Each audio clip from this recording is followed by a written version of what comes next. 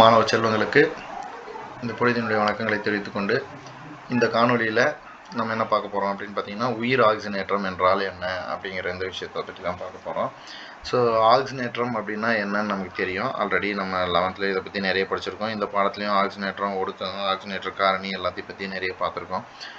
உயிர்களிடத்தில் ஏற்படக்கூடிய ஆக்சிஜனேற்றம், குறிப்பாக நம்ம சாப்பிடக்கூடிய உணவு எவ்வாறு ஆக்சிஜனேற்றத்துக்கு உட்பட்டு உணவு செரிமானத்துக்கு உட்படுது அப்படிங்கிறத பற்றி தான் இந்த பாடத்தில் பார்க்க போகிறோம். உயிரினங்கள் உட்கொள்ளக்கூடிய அனைத்து உணவுகளும், அது மனிதர்களாக இருந்தாலும் சரி, விலங்குகளாக இருந்தாலும் சரி, நொதிக்கப்பட்டு ஆல்கஹாலாக மாற்றப்படுகிறது அப்படின்னு சொல்கிறாங்க. நொதித்தல் அப்படின்னா என்ன? இந்த வார்த்தை நல்லா நம்ம நிறைய பயன்படுத்தியிருக்கிறோம். தெரியாதவங்களுக்கு ஒரு சின்ன எக்ஸாம்பிளோட இதை சொல்லலாம்னு நினைக்கிறேன். இப்போ நம்ம வீட்டில் ஒரு இட்லிக்கு தோசைக்கு மாவு அரைச்சி வைக்கிறாங்க. அப்படியே நம்ம பயன்படுத்த மாட்டோம். அதை ஒரு நைட்லாம் வைக்கும்போது அந்த பாக்டீரியாக்கள் அதை மாவை நொதிக்க வச்சு புளிச்சு போகிறது அப்படின்னு சொல்கிறோம் இல்லைங்களா? அதுதான் நொதித்தல்னு சொல்கிறாங்க. இப்போ ஒரு பன்னு தயாரிக்கிறாங்க. அந்த பன்னில் ஈஸ்ட்டு சேர்க்கும்போது அதை நொதிக்க வச்சு உப்ப செய்யுது. ஸோ பெருசாக சின்னதாக இருந்த அந்த மாவு நல்லா பெருசாக உப்பி சாஃப்டாக உருவாகிறதுக்கான அந்த காரணம் நொதித்தல் அப்படிங்கிற ப்ராசஸ் தான் நடக்குது அங்கேயும். ஸோ நம்ம சாப்பிடக்கூடிய உணவு நொதிக்கப்பட்டு ஆல்கஹாலாக மாற்றப்படுகிறது அப்படின்னு சொல்கிறாங்க. ஆல்கஹால் அப்படிங்கிறது நம்ம உடலுக்கு தீங்கு செய்யக்கூடிய ஒரு வேதிப்பொருள் நமக்கு தெரியும். ஸோ இதை ஆல்ரெடி நம்ம ஆல்கஹால் சாப்பிடவே கூடாது, எடுத்துக்க கூடாது, இதெல்லாம் பற்றி நம்ம தெரிஞ்சிருக்கோம் நம்ம ஆல்ரெடி. ஆனால் நம்ம சாப்பிட்ற உணவே ஆல்கஹாலாக மாறும்போது அதை எப்படி நம்ம உடல் சரிப்படுத்திக்குது அப்படிங்கிற விஷயம் தான் நம்ம இங்கே பார்க்க போகிறோம். ஸோ ஆல்கஹாலை நீக்கம் செய்வதற்கு, அதை ஆல்டிஹைடாக மாற்றுறதுக்கு நம்ம உடலில் கல்லீரல் என்ன பண்ணுது அப்படின்னா, இந்த ஏடிஹெச் சுரக்குது அப்படின்னு சொல்கிறாங்க. ஏடிஹெச்னா என்ன அப்படின்னு பார்த்தீங்கன்னா, ஆல்கஹால் டீஹைட்ரஜனேஸ் அப்படிங்கிற ஒரு நொதியை சுரக்குது. இதுக்கு துணையாக செயல்படுறதுக்காக நிக்கோட்டினமைட் அடினைன் டை நியூக்ளியோடைடு அப்படிங்கிற ஒரு ஆக்சிஜனேட்டரி செயல்படுது. அதாவது இது ஒரு என்சைம்.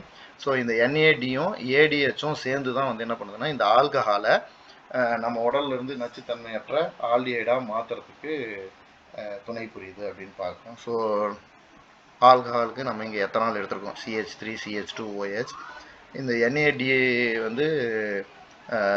என்ன பண்ணோம் அப்படின்னு பார்த்தீங்கன்னா, இந்த ஹெச்சை இதோட சேர்த்துக்குது. இந்த NAD ஹைட்ரஜனை எடுத்துக்குது. அதாவது ஹைட்ரஜனை நீக்கம் செய்யுது. ஆக்சிஜனேற்றம்னு சொல்கிறோம் இல்லைங்களா? ஹைட்ரஜனை நீக்குதல் அல்லது ஆக்சிஜனை சேர்த்தல். ஸோ இங்கே ஹைட்ரஜனை நீக்கி NADHஆக மாறுது. பேலன்ஸு ஒரு ஹெச் H+ போயிடுது. ஸோ பேலன்ஸு CH3 CHO மட்டும் இங்கே உங்களுக்கு இருக்கும். எத்தனால் கிடையாது, எத்தனால் ஆல்டிஹைடு, அசிட்டால்டிஹைடு. ஸோ ஆல்கஹாலாக இருந்தது நமக்கு ஆல்டிஹைடாக மாற்றப்படுகிறது. ஸோ இது எங்கே நடக்குது அப்படின்னு பார்த்தீங்கன்னா, நம்ம சாப்பிடக்கூடிய உணவு நொதித்தலுக்கு உட்பட்டு ஆல்கஹாலாக மாறுது. அந்த ஆல்கஹாலை நீக்கிறதுக்காக, நச்சு நீக்கம் செய்வதற்காக நம்ம கல்லீரல் ஏடிஹெச் அப்படிங்கிற நொதியை சுரக்குது. அதோடு சேர்ந்து NADங்கிற ஆக்சிஜனேட்டரி நம்ம இந்த உற்பத்தி ஆகிற இந்த ஆல்கஹாலை ஆல்டிஹைடாக மாற்றுதுங்கிறது தான் பார்க்குறோம்.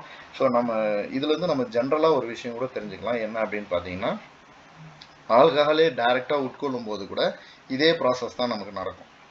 ஸோ கல்லீரல் தொடர்ந்து செயல்பட்டுக்கிட்டே இருக்கிறதுனால நமக்கு அந்த கல்லீரல் ஆல்கஹால் சாப்பிட்டா கல்லீரல் பாதிக்கப்படுங்கிறது நமக்கு ஏற்கனவே தெரியும். ஸோ தொடர்ந்து இந்த செயல்பாடு அதிக அளவில் நடக்கிறதுனால தான் உங்களுக்கு அந்த கல்லீரல் பாதிக்கப்படுது. ஸோ இந்த விஷயத்துலேருந்து நம்ம 2 விஷயத்தையும் நம்ம புரிஞ்சுக்க முடியும். ஸோ இங்கே நல்லா உங்களுக்கு இந்த விஷயம் புரிஞ்சிருக்கும்னு நினைக்கிறேன். நம்ம சாப்பிடக்கூடிய உணவு, உயிரினங்கள் எடுத்துக்கொள்ளக்கூடிய இந்த உணவுகள் நொதிக்கப்படுவதால் ஆல்கஹாலாக மாற்றப்படுகிறது. அந்த ஆல்கஹாலை நச்சு நீக்கம் செய்வதற்காக கல்லீரல் ADH அப்படிங்கிற நொதியை உற்பத்தி செய்யுது. இதோடு சேர்ந்து NAD அப்படிங்கிற ஒரு ஆக்சிஜனேட்டரியும் வினை புரிந்து இந்த ஆல்டிஹைடை நச்சுத்தன்மையற்ற ஆல்கஹாலை நச்சுத்தன்மையற்ற ஆல்டிஹைடாக மாற்றுது அப்படின்னு பார்க்குறோம். எத்தனால் இருக்குது.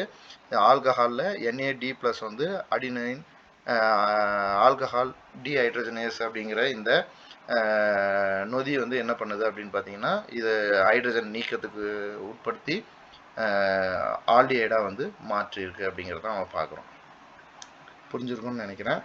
ஏதாவது டவுட் இருந்தால் கமெண்ட் பண்ணுங்கள், நான் கிளியர் பண்ணுறதுக்கு ரெடியாக இருக்கேன். நன்றி.